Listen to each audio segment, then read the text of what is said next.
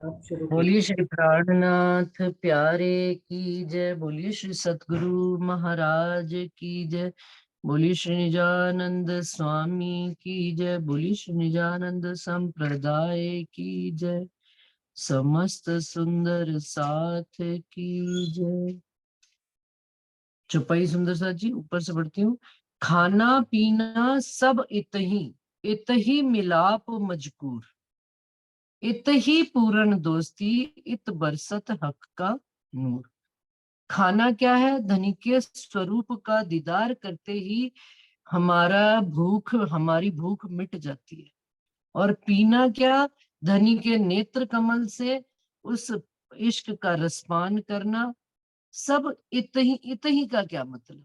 धनी के चरण कमलों में सब कुछ राज्य के साथ ही, खाना भी, पीना भी, और इत ही मिलाप मजकूर, और धनी के साथ ही मिलन की बात करना, उन्हीं के साथ ही मजकूर भी करना। मजकूर का मतलब बातचीत करना। और इत ही पूर्ण दोस्ती, और संसार में कोई दोस्त दोस्त नहीं जो धनी जैसा दोस्त जिसको मिल जाए। जिसको धनी की संगत मिल जाए, दोस्त का क्या मतलब? संगत मिल जाना। जिनको धनी की संगत मिल गई तो कहते हैं इत ही पूर्ण दोस्ती। वहां पर दिल में कोई पर्दा न रखना, धनी के साथ ही पूरी दोस्ती कर लेना। और इत बरसत हक का नूर, जब मोमिन ऐसी चाल चलते हैं तो वहीं पर ही हक का नूर भी बरसता है। फिर उनको जाहिरी चाल, जो जाहिरी दिखावा है ना, वो करने की आवश्यकता नहीं होती। ये जाहिरी दिखावा किनको आवश्यकता होती है? जाहिरी सब चीजें बनाकर, बन ठन कर बैठना, और सब आसपास की जो भी चीजें, ये उनको जरूरत है जो आकर्षित करना चाहे लोगों को। जो धनी के नूर में, धनी की बरसात में भीगे हुए हैं, उनको इन सब चीजों की कोई आवश्यकता नहीं, बाहरी आडंबर रचने की जरूरत ही नहीं। वो आडंबर क्यों रचने और किस लिए रचने?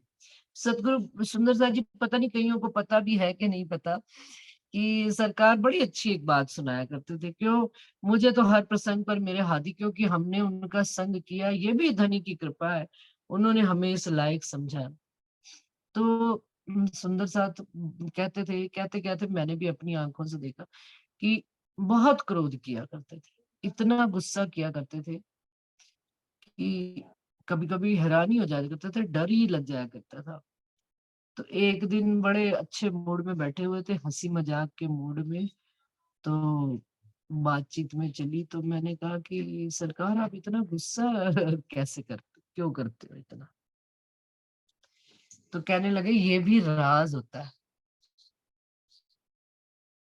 तो मैंने कहा इसमें भी कोई राज है? कहते हाँ राज है। भाई देखो, बहुत भीड़ इकट्ठी करने का हमको शौक नहीं। हम तो पहले ही इतना अपना बाहरी स्वरूप उन्होंने मतलब वो बना रखा है कि मेरे पास ज्यादा लोग ना आए, मेरे अवगुण देखकर भाग जाए। और जो जो ग्राहक होगा, सत्य का ग्राहक, वो इसके बावजूद भी मेरे पास आएगा।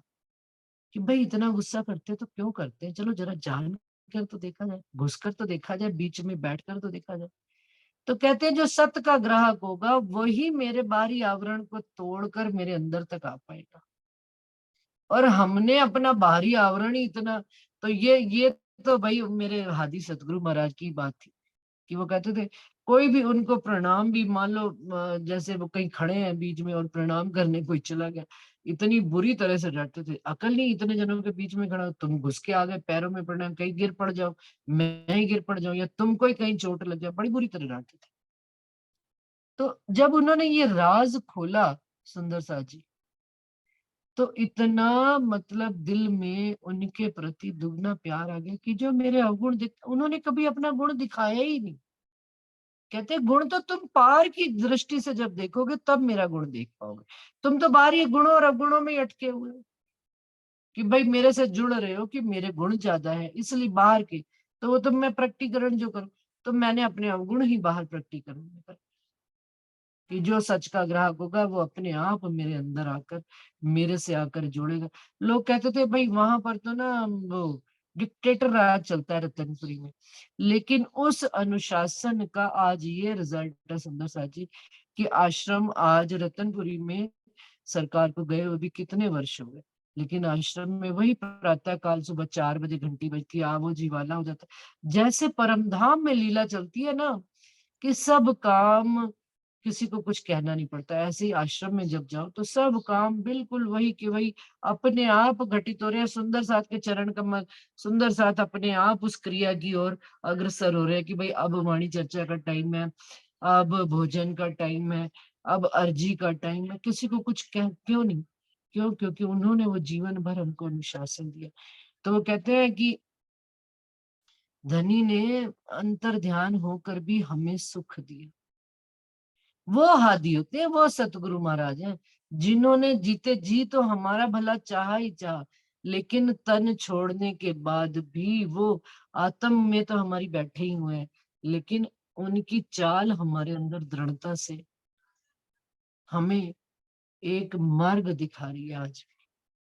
तो कहते हैं इत बरसत हक का नूर, इत ही पूर्ण दोस्ती, फिर उन्हीं के साथ पूर्ण दोस्ती कर लेना, और उन्हीं मोमिनों के ऊपर ही हक का नूर बरसेगा, जिन्होंने ये सारी शरीयत चाल चल के दिखाई है। तब जो पहिया ये स्वरूप गृह्य हक का अपनी रूह के अंदर। अब राजी महाराज का पूर्ण स्वरूप, जब ये सारे कर लिए गुण, क्या कि हक के बिना किसी और को रखा नहीं, मोमिनों का खजाना ही यही है, और रोजा भी उन्हीं के साथ है, नमाज भी उन्हीं के साथ है, बंदगी भी उन्हीं के साथ है, जियारत भी है, खाना पीना सब धनी के साथ है। तब स्वरूप गृह्य हक का इस तरह से जब धनी के रस में रंग जाए हम, तब धनी का पूर्ण स्वरूप हमको हमारे दिल में आ गया, फिर कोई जरूरत ही नहीं रहेगी। अभी तो हमें कोई आता तो प्रभावित कर जाता, तो इट मीन्स रज्जी से ज्यादा किसी और का भी प्रभाव है क्या? रज्जी इतने नहीं, पूर्ण रज्जी ही इतने, रज्जी के बाद किसी और का रंग चढ़ता ही नहीं। तभी तो उन्होंने कह दिया कारी कामरी रे मुँह को प्यारी। कारा रंग एक ऐसा, कारा रंग कौन सा? कारे रंग का भी उन्होंने बातूनी अर्थ बताया। प्रेम का ऐसा रंग है, उसके बाद फिर कोई और रंग चढ़ता ही नहीं, कि धनी आपका, आप मुझे अपने रंग में रंग दो, बस फिर मुझे किसी और का रंग और चाहिए ही नहीं। चढ़ेगा ही नहीं, चाहिए क्या नहीं, देख लेना चढ़ा के निकल के। जिन्होंने कभी छोड़ के देखना निजानंद संप्रदाय, छोड़ पाओगे ही नहीं, छोड़ना क्या चाहोगे? वो ऐसे रच बस गए हैं, दिल में रच बस जाएंगे कि बस उनके अलावा फिर और नजर ना कोई आएगा। तो क्या कह दिया? अपनी रूह के पूर्ण स्वरूप दिलाइए, तब दो उठे बराबर। और धनी भी अपने स्वरूप के साथ साथ हमें हमारे स्वरूप की पहचान कराते चलेंगे, हमें हमारी कमियां दिखाते चलेंगे, और हमें सुधार के लिए, ये बड़ी मेहर है सुंदर सा जी, बात तो नहीं मेहर, हमें हमारी कमी पता लगती है, हमें हमारी मैं खुदी का एहसास होता रहे। और वो फिर जब ये काम भी करते हैं, ये धनी का, वो बताते चले, क्योंकि हमने उनका संग किया तो वो भी हमें हमारा काट, वो कहते हैं ना, विकार काटते चलेंगे। ये वचन उनके विकार हमारे काटते चले जाएंगे, और हमारा भी स्वरूप मूल परम धाम में धनी के स्वरूप के सामने साक्षात्कार कर लेंगे हम अपने। ए शरीयत अपनी मोमिनो और है हकीकत। ये बाहर की चाल तो है ही है सुंदर साथ जी, अंदर की भी यही चाल है, हकीकत भी यही है मोमिनों की। अंदर बाहर दो एक समान, ये नहीं अंदर कुछ चल रहा बाहर कुछ चल रहा, दोनों अंदर बाहर हकीकत भी यही है। मोमिनों को ये बात दृढ़ता से ग्रहण कर ली है, तो जाहिर में तो करने में कोई मुश्किल ही नहीं आएगी, शरीयत चाल चलने में तो कोई मुश्किल ही नहीं आएगी। जब हमने राज्य का पूर्ण स्वरूप जाना, समझा, पहचाना, तभी तो सेवा पूजा करने में देर ही नहीं लगती। सुबह उठे पटा, ये एक रूटीन का क्या मतलब, कि रूटीन से ये मतलब नहीं कि फर्ज बंदगी है ना, ये अंगों में आ गई है, कि जैसे हमने उठकर चाय पीनी है, जैसे हमने उठकर ब्रश करना है, नहाना है, धोना, बिना नहाए हम चाय नहीं पी सकते, तो बिना नहाए धनी के चरणों में नहीं आ पाते। धनी धनी की सेवा ना करी, धनी को प्रणाम ना करी, जाहिर में भी अपने घर में जहां पर स्वरूप साहब है, जहां हमने अपने दिल में यदि मंदिर बनाया, तो वो जाहिर में भी मंदिर बनेगा ही बनेगा घर में। सुंदर सा जी, ये जो जैसा अंदर, क्योंकि अंदर से लीला चल रही है, बाहर से लीला नहीं चल रही, दिल से लीला चल रही है। दिल में राज्य का स्वरूप है तो बाहर भी राज्य का स्वरूप है, घरों में भी। उतनी ही शोभा लिए हुए। तो कहते हैं ये शरीयत है मोमिनो, ये शरीयत अपनी मोमिनो और है हकीकत, क्यों ना विचार के लिए भी हक हादी बैठे तखत। ये बात हम विचारते क्यों नहीं है कि राजी श्यामा जी युगल स्वरूप हमारे दिल रूपी तखत पर बैठे हुए हैं, और वो ही हमको हिदायत कर रहे हैं, और वो ही हमको हकीकत का ज्ञान दे रहे हैं। उन्होंने ही हमको आज इस मंजिल तक भी यदि हम आके बैठे हैं, और इस मंजिल पर आकर जीव शरीर आत्म पर आत्म इन सब का निबेरा कर लेते हैं, फिर जीव गुण इंद्रियों में कैसे उलझा हुआ है, फिर मन में कैसे उलझा, एक एक बात का सुंदर सा जी बारीकी से वर्णन है, और बारीकी से धनी ने हमको समझाया है। और समझ आने के बाद तो चाल चलना मुश्किल ही नहीं होता। कोई ऐसे तो है नहीं कि पढ़कर कोई रट्टू तोते की तरह पड़े हुए हैं। हमारे हादी तो ऐसे थे ही। हमारे स्कूल में कहते हैं भाई टीचर कैसा है, तुम्हें समझा कर लेसन पढ़ाता है कि रटा कर पढ़ाते हैं? तो आजकल तो कॉन्सेप्ट ही बदल गए। कॉन्सेप्ट क्या बदल गए कि भाई हर चीज को समझा कर पढ़ाया जाता है। जिसने समझा है धनी को, वही रहनी में उतर पाया है। जिसने समझा नहीं, उसको चाल वो चल ही नहीं पाएगा। उसने रटा है, रटने से काम नहीं चलती कहानी, समझने से बात चाल चाल में दृढ़ता आती है। सुंदर सा जी। तो वो जो हादी, हमारे हादी सतगुरु महाराज ने तो हमें ठोक पीट कर कहते हैं ना का एक आकार दिया है। ये उनकी मेहरबानी है। उन्होंने हमें ये आकार दिया। ये हमारा अपना चाहा हुआ आकार नहीं है, उनका दिया हुआ है। वक्त वक्त पर उन्होंने हमें डांटा भी है, प्यार भी किया है, लाड भी किया है, लड़खींच कर समझाया भी है। और उसका परिणाम है कि धनी ने हमको अपने इन वचनों से हमको स्नान करा रहे हैं, जमुना जी में झीलना करा रहे हैं। तो कहते हैं क्यों ना विचार के लिए वही हक हादी बैठे तखत। विचार करने का यही मतलब है, समझ कर ग्रहण करना किसी चीज को। जो कदी दिल में हक लिया और कछु किया न प्रेम मजकूर, क्यों कहिए ताले मोमिन जाको लिखा बिलंदी नूर। कहते क्या वो मोमिन कहलाने लायक है कि जिनके दिल में धनी बैठे तो हुए हमारे दिल में, लेकिन हमारी चाल, हमारा विचार, हमारा सोच, हमारी उनके प्रति कि जिनसे उनसे कभी प्रेम भरी मजकूर बातें ही नहीं करी हैं हमने। माशूक सेज ना आइया, कि माशूक दिल में बैठे लेकिन कभी उनसे सुख की बातें ही नहीं करी, उनसे उनके इश्क प्यार लज्जत लिया ही नहीं महबूब से। आमने सामने बैठकर कितनी बार ये प्रसंग आया कि भाई घर में पति को खाना खिलाते हो, और खाना खिलाते वक्त खुद ना बैठो पास में, उनसे कोई दो प्यार भरी बात ना करो, या अच्छी भली बुरी घर की कभी कोई भी बात बतानी होती है तो क्या करते हैं, जब भाई पास में आ गए, सुबह से शाम को थके टूटे, चलो चाय पानी नाश्ता कर लिए, क्या क्या हुआ आज दिन भर का सारा ब्यौरा, तो बात करी, तब तो उनको घर की बात बताई और उनसे उसका समाधान लिया। लेकिन हमने अपने दिल में धनी को, धनी तो बैठे हुए हैं सुंदर सा जी, यहाँ पर भी समझने वाली बात है। धनी ने तो घर ही हमारे दिल को किया हुआ, मोमिनों के दिल को, लेकिन हमने अपने घर में अपने खावंद से, अपने महबूब से, अपने नूर जमाल से, अपने में श्यामा महारानी से कभी बात ही नहीं करके देखी। कछु किया न प्रेम मजकूर, उनसे कभी कोई बात ही नहीं की, उनसे कभी किसी समस्या का हल, समस्याएं नहीं आती संसार में बैठे हैं तो समस्याएं भी आती, धनी की राह में भी आती, झट से धनी बता देते हैं कि इस बात का ये जवाब है। और क्यों कहिए ताले मोमिन जाको लिखा बिलंदी नूर, मोमिनों के ताले में लिखा हुआ बिलंदी नूर, लेकिन वो मोमिन कहलाने के लायक नहीं जो धनी से बात नहीं करते। मोमिन, सुंदर सा जी ये आगे भी एक बार बात हुई थी, मोमिन और ब्रह्म सृष्टि दो फर्क है। मोमिन सब नहीं कहला सकते, ब्रह्म सृष्टियां हैं सब, ब्रह्म सृष्टि 12,000 जो आई हुई है, लेकिन उनमें से भी मोमिन कौन कहला रहे हैं? 12,000 जिन्होंने धनी की हादी के कदमों पर कदम धरकर दिखाया है, जिन्होंने ये चाल चलकर दिखाई, उनकी जबान में भी वो दृढ़ता है, उनकी चाल में भी वो दृढ़ता है।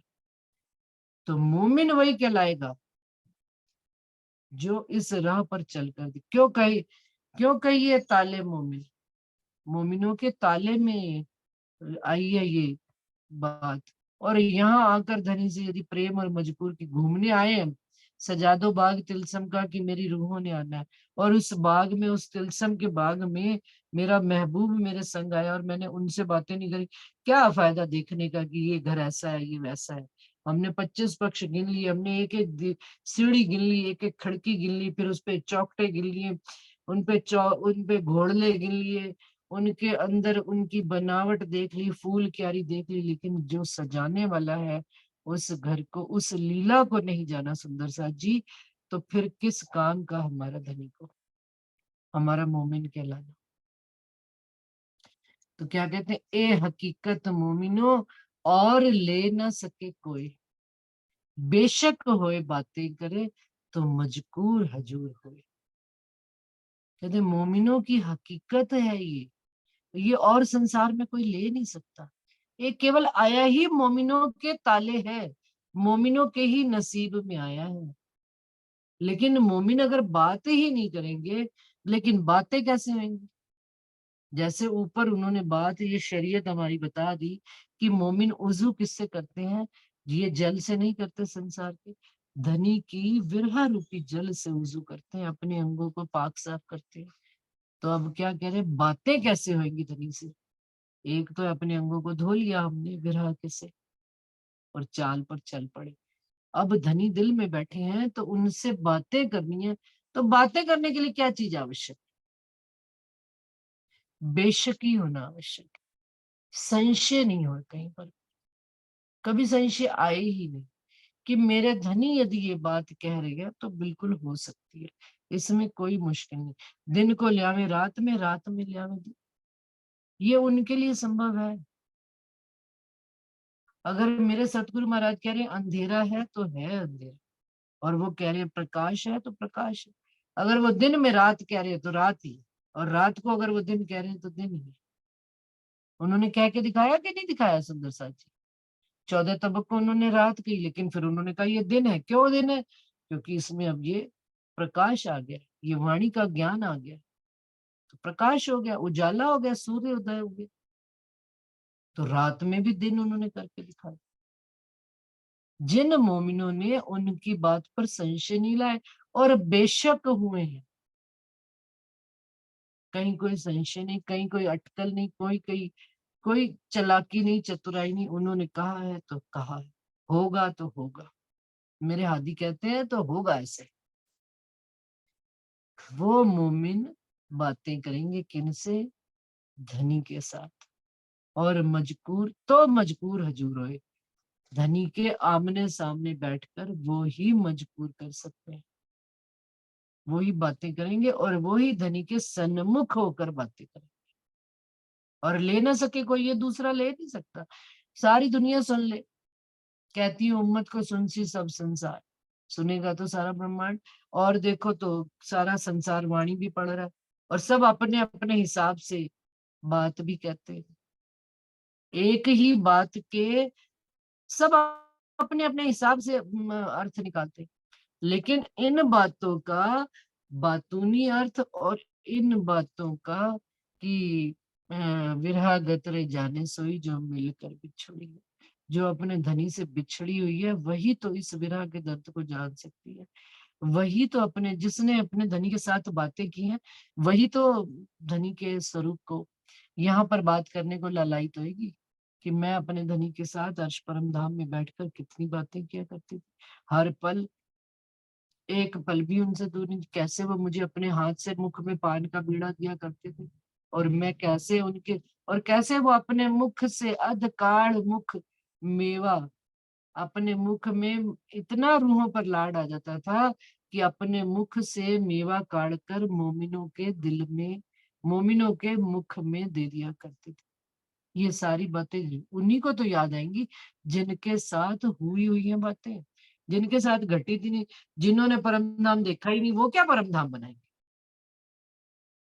जिन्होंने धनी का संग ही नहीं किया वो क्या चाहत करेंगे धनी की संगत की।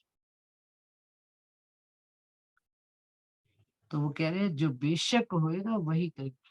बेशक होए दीदार कर, बेशक होए बातें कर, यही चौपाई आ रही, बेशक होए बातें कर। जो तू ले हकीकत हक की तो मौत का पी शरबत, मुए पीछे हो मुकाबिल तो कर मजबूर खिलवत। और यदि तूने धनी की हकीकत को ले लिया है, धारण कर लिया है, धनी के स्वरूप को जान लिया है, संसार की हकीकत को जान लिया है और धनी के स्वरूप को जान लिया, तो मौत का पी शरबत। शरबत कौन सा पीना? मौत का। अब वो मौत का शरबत क्या है? पहले भी बताया था, मैं खुदी का शरबत, मैं खुदी को मिटा दे, मैं खुदी को रोज मारते चले। सुंदर सा जी, जिनको स्वाद आया होता है, जिन मोमिनों ने आप स्वामी श्री प्राणनाथ जी के साथ, शिवजी साहिब जी के साथ चाल पर चाल, कदम से कदम मिलाकर रखे हैं, उनको पहले घूंट में स्वाद आया, तभी तो वो बार बार बार बार वो शरबत पीते हैं। लाल दास जी को जब पहले ही घर में उनके वो बताया गया था, दूध देने वाला भी बता गया था, और उनको भागवत के रहस्य, जो भागवत करते थे लेकिन भागवत के रहस्य दूसरे बता देते आके, कभी माली बताया जाता था, कभी दूध देने वाला। शिवजी साहब जी के पास जाकर सुन भी आए, तारतम भी लिया, वापस घर आ गए। आनंद तो आने लग पड़ा, पर अभी पूर्ण समझ नहीं आई। और धनी को शायद सेवा में जब लेना था तभी वो वक्त तय तय था वक्त। लेकिन जैसे ही उनके साथ ये एक घटना घटित हुई, ये शरबत ही पिलाया गया था उनको, ये धनी ने भांत भांत के शरबत पिलाया हुआ है, ये हमको नहीं पता किस तरह का उन्होंने शरबत हमको पिलाया है। उनको शरबत मौत का मार ही तो दिया था एक तरह से। चाहे इंद्रावती जी का प्रसंग ले लो, चाहे किसी भी मोमिन का प्रसंग ले लो आप, उनको मारा ही गया है एक तरह से। और लेकिन वो शरबत जब उनके अंदर गया, अंदर तो वो ठंडक दे रहा था, बाहर क्या घटित हो रहा है इस बात से उनको कोई फर्क तब नहीं पड़ेगा। उसका रिएक्शन जो है, बाहर से अंदर का रिएक्शन और अंदर से बाहर का रिएक्शन। बाहर दुनिया क्या देख रही है कि हाय हाय लाल दास, सेठ लक्ष्मण दास फकीर हो गया, जो दुनिया को बांटा करता था आज उसके द्वारे पे लोग खड़े हुए माल लेने के लिए अपना, कि भैया ये इसको कल को कुछ हो गया तो हमें जो हमने कर्जे दिए हुए कैसे उतारेगा। लेकिन उनके अंदर क्या चल रहा था सुंदर साथ जी, उनके अंदर राजी महाराज ने, जिन्होंने शरबत पिलाया है उनको तो पता है ना, तो वो एक्टिवेट भी वैसा ही हो रहा है उनके अंदर। कैसे एक्टिवेट हो रहा है? कि भाई ये सारी लीला, ये सारी प्रक्रिया जो चल रही है, कोई राज है इसमें। उन्होंने पल भर की भी देर नहीं लगाई, बीतक साहब में आता है प्रसंग, उन्होंने घर बार द्वार बेचा, अपना जो कुछ उनके पास बचा था, कर्जेदारों का कर्ज चुकाया, और क्या दिल में उपजी कि सबसे पहले मैं शिरजी साहिब, भाई उनको प्रणाम करके आऊंगा जामनगर में सदगुरु महाराज को, और तब अन्न का दाना मुंह में धारण करूंगा कि धनी मेरे को बुला रहे हैं। ये बात लालदास जी को समझ में आ गई। क्यों? क्योंकि लीला करने वाले कौन थे? आप धनी थे, और वो अपना ही भाव उपजा रहे हैं उनके अंदर, अपने प्रति भाव उपजा रहे हैं। तो पल भर की भी देर नहीं लगी सुंदर सा। और देखिए, कहते हैं बीच में रास्ता, बीच में ही उनको किसी ने बता दिया कि स्वामी जी तो इधर सूरत में आए बैठे। और जब शिवजी साहब जी के चरणों में आके बैठे और प्रणाम की, और उन्होंने कहा भोजन ग्रहण करो, तो कहते नहीं, भोजन क्या ग्रहण करूं मैंने तो व्रत लिया। कहते आज तुम्हारा व्रत पूर्ण हुआ, अभी पूरा पड़ा ना ऊपर रोजा, आज तुम्हारा व्रत पूर्ण हुआ कि आप शिव जी साहब जी के चरणों में आ गए।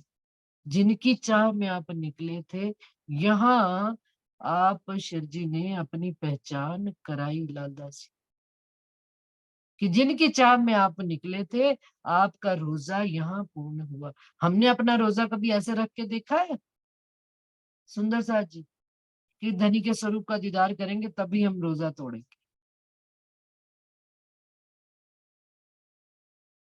तो उन्होंने वहां प्रसाद ग्रहण किया लालदास जी। तो उन्होंने वो पिया कि मौत का शरबत पी के देखा, तो फिर हुए कि नहीं, रूबरू हुए कि नहीं हुए, मुए पीछे मर गए कि नहीं संसार वालों के लिए तो मर गए सेठ लक्ष्मण दास। अरे हमें क्या कल का मरता आज मरे, हमें तो भैया हमारा पैसा दो छोड़ो जान। जिन फिर किसी ने नहीं याद किया लक्ष्मण दास को, तब वो क्या हो गया, लाल दास हो।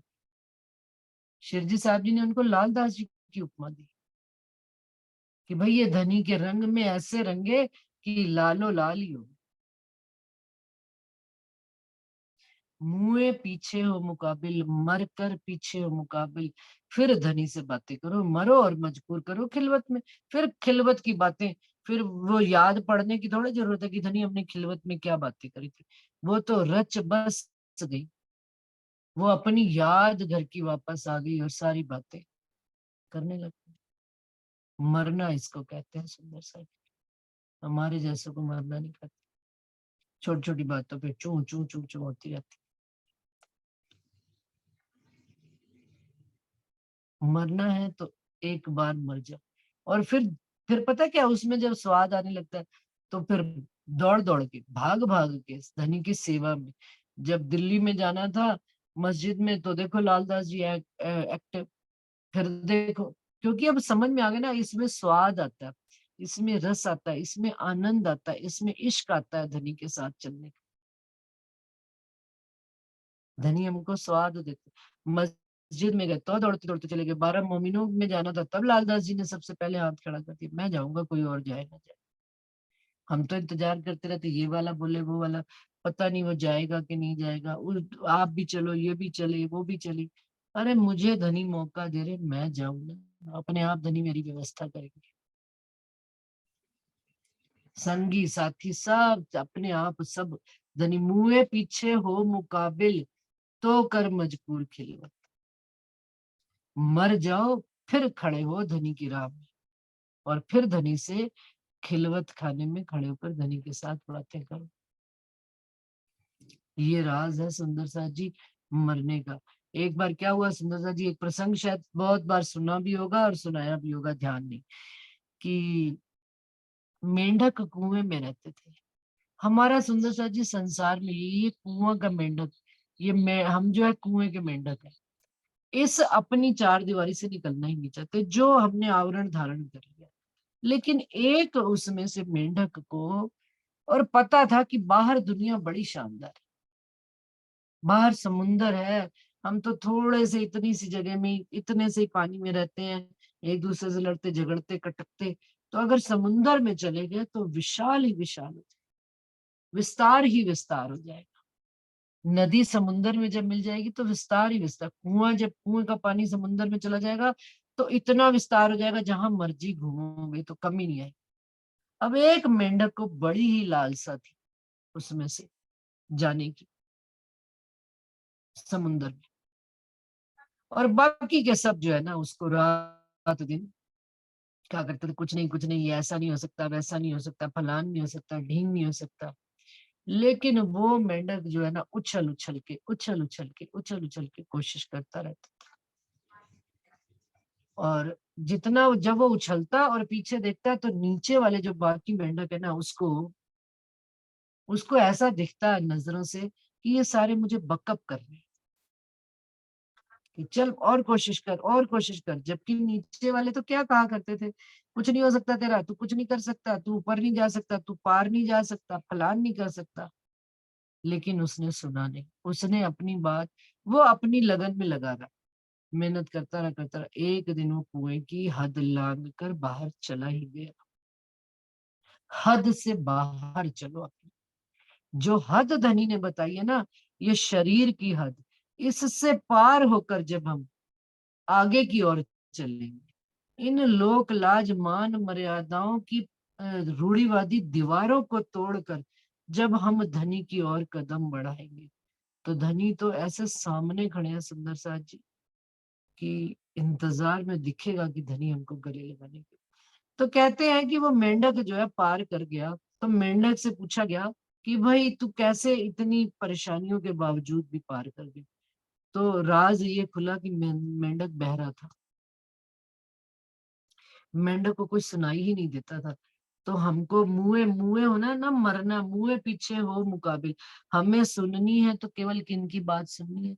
एक धनी हमको क्या हिदायत करते हैं, उनकी बात सुनिए। बाकी सारी दुनिया आपकी टांगे खींचने वाली है, चाहे आस है, चाहे पड़ोस है, चाहे कोई संगी है, चाहे साथी है, चाहे कोई कैसा भी। आपको कोई ये नहीं कहेगा कि धनी की तरफ लगो, आपको स्वयं लगना पड़ेगा। और ये क्या करना पड़ेगा? कान बंद करने पड़ेंगे।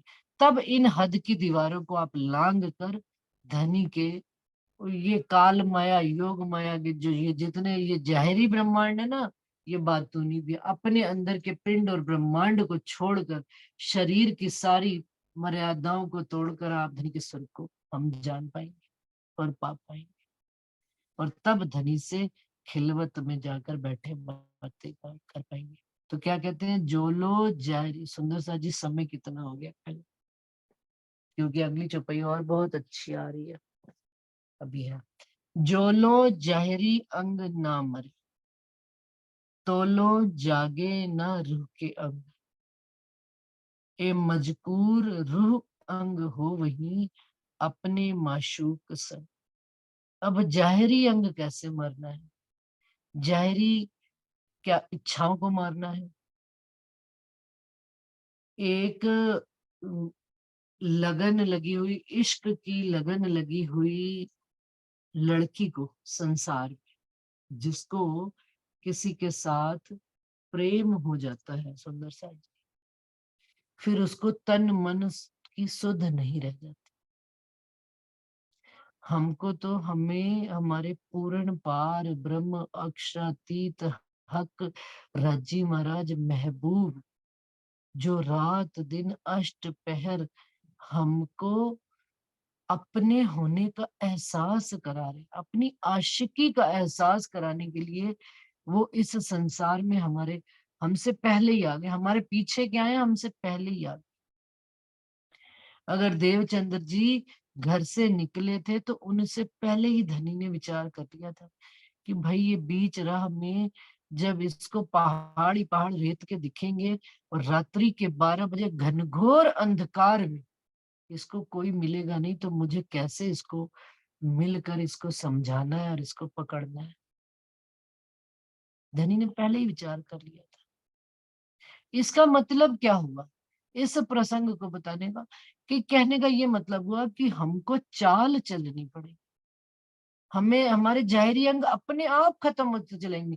हमें जुबान का स्वाद है ना, ये जो जुबान का स्वाद कहते हैं, संसार का स्वाद है। किस चीज का? कि मीठा खा ले, अचार खा ले, नमकीने खा ले, बाहर के चटपटी चीजें खा ले, गोलगप्पे खा ले, फलान खा ले। लेकिन इस जबान को जब इनका स्वाद लग जाएगा तो वो जाहिरी स्वाद अपने आप खत्म हो जाएगा। इस नासिका को जब धनी की खुशबू लेनी आ जाएगी कि मेरे धनी की खुशबू आ रही है, तो बाकी की खुशबुएं अपने आप संसार की मिट जाएंगी। नजर को केवल धनी का स्वरूप देखने की आदत पड़ जाएगी, धनी के ही श्रृंगार को देखना कि भाई आज वस्त्र भी हम पहनते हैं तो धनी के स्वरूप, धनी के वस्त्रों को एक नजर में भर कर, धनी आज आपने ये वस्त्र पहने। आज सुंदर सा जी कपड़े पहनते हैं ना, तो वो आजकल लॉन्ग ड्रेसेस चलती हैं, लॉन्ग फ्रॉक्स चलती हैं। तो जब आज से 2-4 साल पहले मैं भी पहना करती थी खूब, तो उस समय भी मेरे दिल में पता है क्या सोच कर पहन लेते थे हम, अरे मेरे धनी का श्रृंगार है ये, मेरे धनी ने ये बागा ऐसा पहना हुआ।